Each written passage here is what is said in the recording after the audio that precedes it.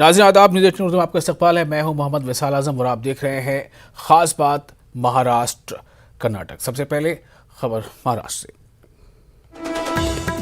बदनवानी के मामले में महाराष्ट्र के साबिक वज़ीर दाखिला अनिल देशमुख को झटका। सुप्रीम कोर्ट ने तहकीकाती रिपोर्ट तलब करने वाली अर्जी को किया खारिज। बॉम्बे हाई कोर्ट से रुजू होने की दी इजाजत।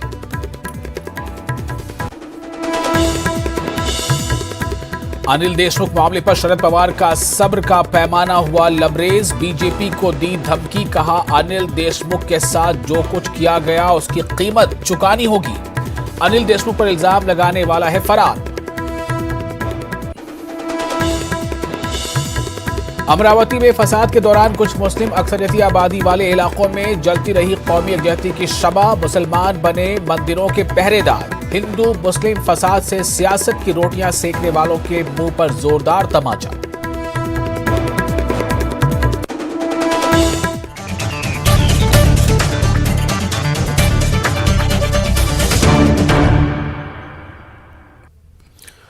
और अब खबरें तफसील से। अकोला और बुल्डाना में अब पुलिस ने सख्त रुख अपना लिया है। अकोला में नाइट कर्फ्यू लगा दिया गया है, तो वहीं बुल्डाना में सोशल मीडिया पर भड़काऊ पोस्ट डालने के इल्जाम में गिरफ्तारियां की जा रही हैं।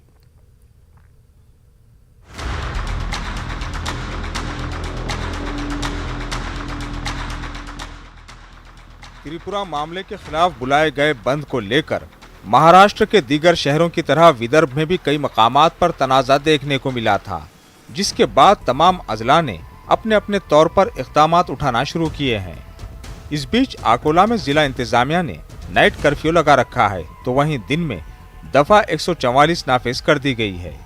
जिला इंतजामिया ने कानून की खिलाफ वर्जी करने वालों के खिलाफ सख्त कार्रवाई का इशारा दिया है।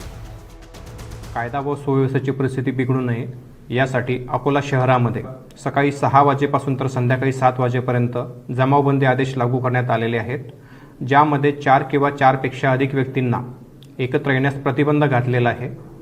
त्याच पद्धतीने रात्री 7 वाजेपासून तर सकाळी 6 वाजेपर्यंत संपूर्ण संचारबंदी म्हणजे कर्फ्यू या ठिकाणी आदेशित करण्यात आलेला आहे। वहीं बुल्ढाना जिले में अफवाहें फैलाने वालों के खिलाफ पुलिस ने क्रैकडाउन शुरू कर दिया है। सोशल मीडिया पर भड़काऊ कमेंट्स और स्टेटस रखने वालों को गिरफ्तार किया जा रहा है। पुलिस का कहना है कि अगर इस तरह के मामलात नहीं रुके तो जिले में इंटरनेट खिदमात को मअतल करने पर भी गौर किया जा सकता है। खामगाव उपविभागामध्ये शेगाव येथे एक आणि पोलीस स्टेशन जलम येथे एक आपण गुन्हा दाखल केलेला आहे। त्यामध्ये 3 आरोपींना अटक करण्यात आलेली आहे। तर सोशल मीडियावर पोलिसांची पूर्णपणे नजर आहे। जर कोण असं जातीय तेढ निर्माण करणारे मेसेजर प्रसारित करत असेल तर त्याच्यावर कडक कारवाई केली जाईल। कर्फ्यू और चेकपोस्ट चेकिंग जैसे हालात में मासूम और आम लोगों को भी परेशानी झेलनी पड़ रही है। हालांकि इंतजामिया मेडिकल इमरजेंसी और दीगर जरूरतों को ध्यान में रखते हुए ढील भी दे रहा है। उम्मीद की जानी चाहिए कि अफवाह का बाजार जल्द थम जाएगा और आवाम के साथ साथ इंतजामिया को भी सुकून की सांस मयस्सर होगी। न्यूज़ 18 उर्दू के लिए अकोला से रिजवान खान की रिपोर्ट। और अगली खबर, मालेगांव शहर में सन 2001 के फसाद के बाद कोई भी फिरकावाराना तशद्दुद की वारदात नहीं हुई थी। 2006 और 8 के बम धमाकों के बाद भी शहर के अवाम ने सब्र और जब्त का मुजाहरा करते हुए अमन व अमान बरकरार रखा था। लेकिन 12 नवंबर को ऐसा क्या हुआ जिसकी वजह से लोग रास्ते पर उतर आए और मुश्तइल हो गए? एक रिपोर्ट देखिए।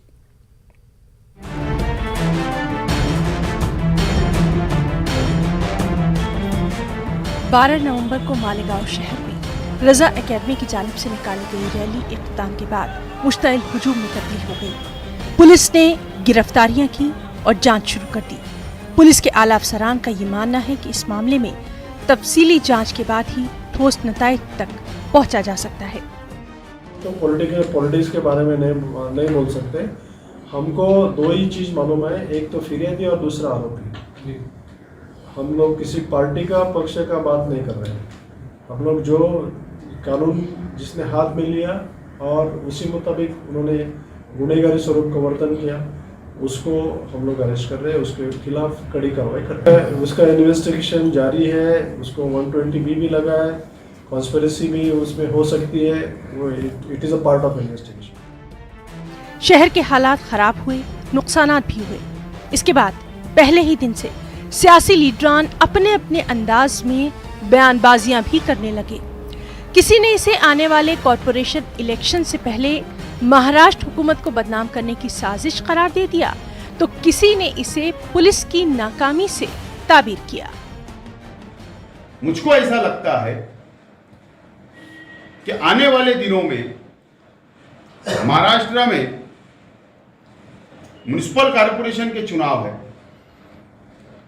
जिला परिषद के चुनाव है, नगर पालिका के चुनाव है और सरकार मुखालिफ जो अपोजिशन की पार्टियां हैं वो अपना हिंदू मुस्लिम लड़ाकर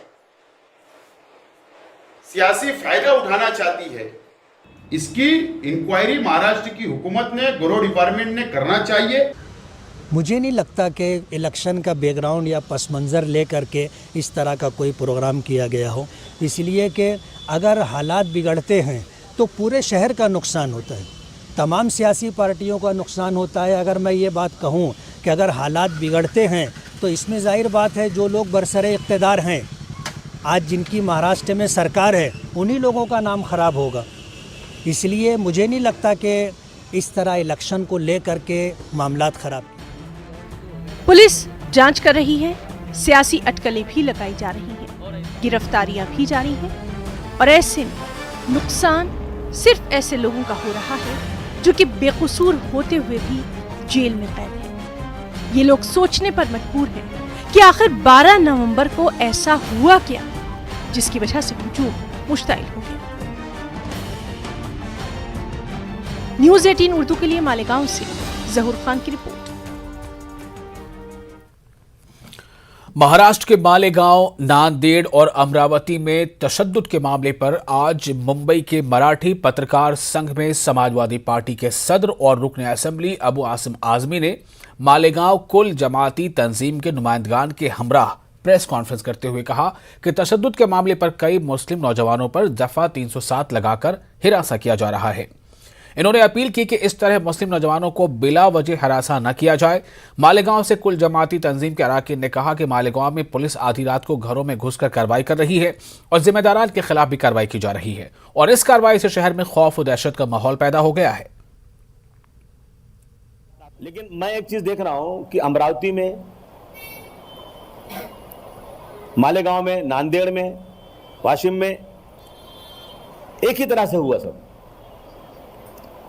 मैं सरकार से कहना चाहता हूं इसकी इंक्वायरी करो, कहीं इसके पीछे वो लोग जो महाराष्ट्र की सरकार को गिराना चाहते हैं, बार बार राज्यपाल की हुकूमत लाना चाहते हैं, राजपूत शासित महाराष्ट्र को करना चाहते हैं, कहीं उनकी साजिश तो नहीं है इसमें मिल करके कुछ लोगों से? क्योंकि मालेगांव में बहुत कायदे शराफत के साथ जुलूस जा रहा था, उसमें ऐसे तत्व आए कैसे? अमरावती में कैसे ऐसे लोग आए? इसकी सख्त इंक्वायरी होना चाहिए। अभी तक कोई पुलिस वाला या किसी सरकारी आदमी के ऊपर ऐसी चोट नहीं लगी है या पुलिस स्टेशन में या कोर्ट में ऐसा कोई एविडेंस नहीं दिया गया है जिसे 307 लगाया जा सके। सभी के ऊपर एक साथ में 307 लगाया जा रहा है। 307 में तो अटेम्प्ट टू मर्डर। अभी 50 से ज़ायद लोगों को गिरफ्तार किया गया है और अभी गिरफ्तारी जारी है। और इस वक्त तो शहर में जो है हर अच्छा आदमी, इज्जतदार आदमी डर रहा है कि कहीं उसे गिरफ्तार ना कर लिया जाए। हमारा मुतालबा ये है कि जो मुजरिम हैं हम उनकी कभी भी हिमायत नहीं करेंगे। जो इसमें बराबर शामिल हैं इस दंगे में, इस पुलिस पर हमला करने में, पत्थर चलाने में, हम उनकी बारे में कुछ नहीं कहेंगे, उनके ऊपर कार्रवाई होना चाहिए। लेकिन जो लोग कैमरे में आ गए या जो लोग तमाशा बनकर वहाँ पर खड़े थे, उन सब लोगों पर और रज़ा एकेडमी, सुन्नी जमीयतुल उलमा और जो लोगों ने इस बंद में साथ दिया है, उन लोगों के साथ ऐसी कोई कार्रवाई नहीं होना चाहिए, क्योंकि वो सब अपने अपने घर को निवेदन देने के बाद जा चुके थे। महाराष्ट्र में होने वाले तशद्दुद के मामले में जमीयत उलमा महाराष्ट्र ने अफसोस का इजहार करते हुए नांदेड़ और मालेगांव में बेगुनाह मुस्लिम नौजवानों की गिरफ्तारी और हिरासत किए जाने के मामले पर तशवीश का इजहार किया है। गुलजार आजमी ने मुस्लिम अरकान असेंबली और सियासी क़यादत से बेगुनाह मुस्लिम नौजवानों की गिरफ्तारी के मुतालिक गुफ्तगू की। ये समझते हैं कि जो गुनहगार है उनको सज़ा मिलनी चाहिए, लेकिन बेगुनाहों को बिला वजह परेशान करना ये कोई अच्छी बात नहीं है। इससे इंतशार पैदा होगा और लोगों में मायूसी पैदा होगी। फिर मायूसी जब पैदा हो जाती है तो उसका नतीजा कुछ और होता है जो मैं समझता हूँ कि महाराष्ट्र के लिए अच्छा नहीं होगा अगर मुसलमानों में मायूसी फैलती है। तो जमीयत उलमा महाराष्ट्र का मुतालबा ये है कि जो लोग असल में गुनहगार हैं उनको सज़ा दी जाए, लेकिन बिला वजह लोगों को गिरफ़्तार करना, 50 लोगों को गिरफ़्तार कर लिया गया है मुझे मालूम हुआ, और अभी बाहर निकलते हैं अदालत से ज़मानत होती है, उसके बाद फिर गिरफ़्तार कर लिया जाता है पुलिस की तरफ से, फिर उनको लॉकअप में डाल दिया जाता है। तो ये सिलसिला बंद होना चाहिए। मुझे ये मालूम हुआ है कि जमीयत उलमा मालेगांव ने इस बात का ऐलान किया है कि जो लोग उनसे रुजू होंगे मुकदमात की पैरवी के लिए, जमीयत उलमा शहर मालेगांव उनके मुकदमात की पैरवी करेगी। जमीयत उलमा मालेगांव को अगर कोई ज़रूरत होगी तो सुबह भी उनका। हिंदुस्तान की पहचान यहाँ की गंगा जमनी तहजीब है। आए दिन इसकी मिसालें सामने आती रहती हैं। ऐसी ही भाईचारे की मिसाल अमरावती फसाद के दौरान सामने आई, जहां मुस्लिम इलाकों में वाक़ा मंदिरों की हिफाजत मुसलमानों ने की और कौमी यकजहती की मिसाल पेश की। पेश है अमरावती से कमर काजी की रिपोर्ट। अमरावती में त्रिपुरा फसादात और पैगंबर इस्लाम हजरत मोहम्मद सल्लल्लाहु अलैहि वसल्लम की शान में गुस्ताखी को लेकर 12 नवंबर बाद नमाज जुमा एहतजाजी रैली निकाली गई। कुछ शरपसंदों ने रैली पर पथराव किया, जिस पर जवाबी तौर पर पथराव किया गया और देखते ही देखते शहर के हालात कशीदा हो गए। अमरावती जिस भाईचारे और कौमी यकजहती के लिए पूरे मुल्क में जाना जाता था, वही अमरावती मजहब के नाम पर हुए फसाद में जल रहा था। ताहम कुछ मुस्लिम अक्सरियती आबादी वाले गली मोहल्लों में कौमी यकजहती की शमा जलती रही और मकामी मुसलमान मंदिरों की हिफाजत करते रहे। और ये बतलाना चाहते हैं कि जिस मंदिर के सामने हम खड़े हुए हैं ये शिव मंदिर है। आप अगर इसमें झांक करके देखेंगे तो इसमें ताजुद्दीन बाबा की तस्वीर लगी हुई है। ये तो हिंदू मुस्लिम एकता का प्रतीक है। जिस ज़माने में हालात बिगड़े हैं यहाँ पर 2-3 दिन पहले, तो उस ज़माने में सारे मुसलमानों ने मिलकर के इस मंदिर की हिफाजत की है और चारों तरफ शीशा पिलाई हुई दीवार की तरह खड़े रहे कि कोई इस मंदिर को छू ना सके। मुसलमान शुरू ही से इबादत गाहों का एहतराम करता था, है और आइंदा भी इंशाअल्लाह रहेगा। जैसे हम अपने मस्जिदों का एहतराम करते हैं, मंदिरों का भी एहतराम करते हैं। और जो लोग ये खबरें फैला रहे हैं कि गैर मुस्लिम ख़वातीन को छेड़ा गया है, तो मैं आपको बतला दूं ये खबर सिरे से गलत है। और हम कह देना चाहते हैं इस किस्म की ताकतों को जो हिंदू और मुस्लिम भाइयों के दिमागों को गलत खबरें फैला करके गंदा कर रहे हैं और उनके विचारधाराओं को बदलने की कोशिश कर रहे हैं, वो अपने मकसद में इंशाअल्लाह कामयाब नहीं होंगे। हम अपने अमरावती को स्वच्छ, साफ़ और पवित्र साफ़ करके इंशाअल्लाह ज़रूर साबित करेंगे। 13 नवंबर को बीजेपी के बंद में सोशल मीडिया पर मस्जिदों को नुकसान पहुंचाने की बात सामने आई तो कुछ मुश्ताइल नौजवान मंदिरों का रुख करने लगे। ताहम वहां मौजूद मंदिरों के पहरेदारों ने इन्हें समझाया इस्लाम अमन का पैगाम देता है और किसी मजहब के मजहबी मकाम को नुकसान पहुंचाना गुनाह है। जिसके बाद नौजवान लौट गए और मुस्लिम इलाकों में वाक़ई किसी भी मंदिर को कोई नुकसान नहीं पहुंचा। हम जिस मंदिर के पास खड़े हुए हैं ये शिव मंदिर है। जिस दिन ये घटना घटी है उस दिन से ही मुस्लिम बंधुओं ने अपने जिम्मेदारों के मशवरे से इन मंदिरों को और मुस्लिम बहुल क्षेत्र में जितने भी मंदिर है और जितने भी दूसरे इबादत खाने हैं उन तमाम मुक़द्दस और इबादत खानों की जगहों को घेर करके उनकी हिफाजत की है और ऐसे लोगों को मुंह तोड़ जवाब दिया है और उनके मुंह पर तमाशा मारा है जिनकी ये भावनाएं हैं कि अमरावती के अंदर मंदिरों को तोड़ा गया और यहाँ की बहनों को छेड़ा गया। ये सिर्फ अपनी सियासत की रोटियां सेकना चाहते हैं और अपने आप को पब्लिसिटी हासिल करने के लिए और अपने लिए हिंदू भाइयों की मोहब्बत हासिल करने के लिए हिंदू भाइयों के दिलों में नफरत पैदा करना चाहते हैं। ये शिव मंदिर तकरीबन 2 से 2.5 लाख की कसीर मुस्लिम आबादी के दरमियान वाक़ा है, जहां दूर दूर तक कोई हिंदू नहीं बसता। ऐसे में मुसलमानों ने मंदिर की हिफाजत कर भाईचारे की जो मिसाल पेश की है वो उन शरपसंदों के मुंह पर जोरदार तमाचा है जो मुल्क की गंगा जमनी तहजीब को नुकसान पहुंचाकर सियासी रोटियां सेकना चाहते थे। न्यूज़ 18 उर्दू के लिए अमरावती से कबर काजी की रिपोर्ट। महाराष्ट्र का मुसलमान हर लिहाज से पिछड़ा हुआ है। इंसाफ का तकाजा ये है कि मुसलमानों को उनकी पसमानदगी की बुनियाद पर रिजर्वेशन दिया जाए। इस तरह का मुतालबा MIM सरबराह असदुद्दीन ओवैसी ने किया है। वो आज औरंगाबाद के दौरे पर हैं और उन्होंने होटल रामा इंटरनेशनल में मीडिया नुमाइंदों से खिताब किया। इस मौके पर MIM सरबराह ने सवाल उठाया कि जब अदालत का फैसला आ गया तो फिर हुकूमत क्यों टाल मटोल कर रही है। एक बिल लाकर इस मसले को हल किया जा सकता है। असदुद्दीन ओवैसी ने आदाद शुमार की रोशनी में वाज़ेह किया कि रियासत में मुसलमानों की हालत काबिल रहम है और वक्त का तकाजा ये है कि इन्हें इनका हक दिया जाए।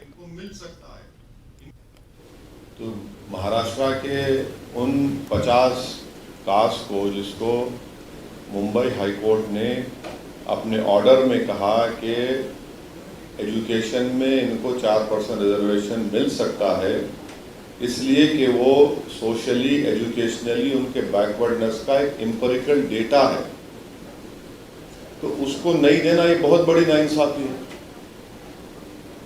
आप किसी और जिस किसी को देना चाहते दीजिए आप, मगर जब मेरा मुसलमानों का सोशल एजुकेशनल बैकवर्डनेस प्रूव हो चुका है, हाई कोर्ट ने उसको एक्सेप्ट कर लिया, तो बजाय आप एक एक्ट को लेकर आते या रीप्रोमुलगेट करते ऑर्डिनेंस को, आप मुसलमानों को नहीं देते और फिर आप हमको उंगली उठाकर बोलते हैं कि हम कम्युनल है और आप सेकुलर हैं।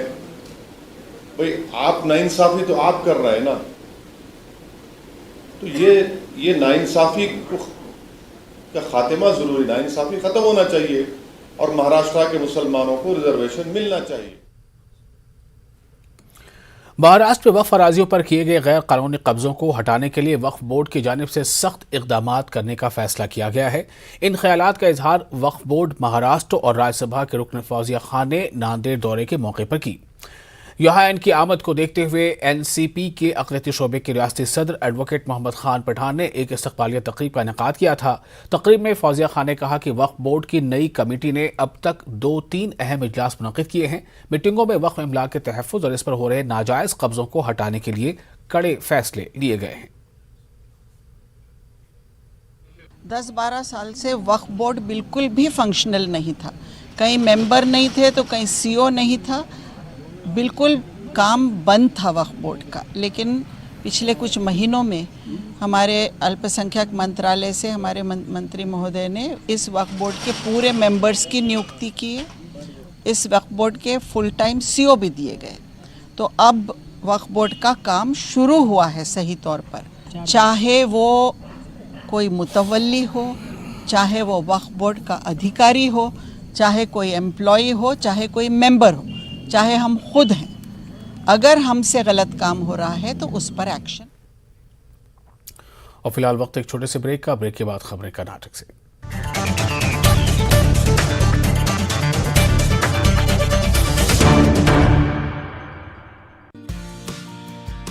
औरतों का हक कोई शक, ये कार्यक्रम जो आपने शुरू किया है और जिसमें मुझे लगता है कि आप बहुत सारी लड़कियों को आज इस तरह इंस्पायर कर रही है, प्रतिभावान कर रही है, तो मैं बहुत सारी धन्यवाद दूंगी।